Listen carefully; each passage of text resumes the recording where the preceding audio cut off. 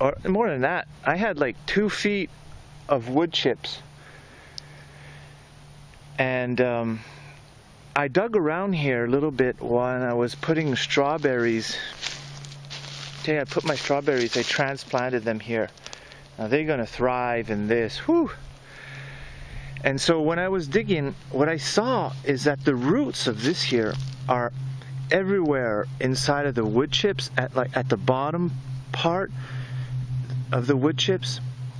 And look at this. I mean, all the other ones are relatively small. Like, I mean, they're like one year old, maybe 2-3 feet high.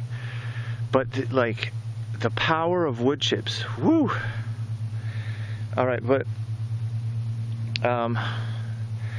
yeah, I'm making this video because I've been hearing a lot and reading a lot of comments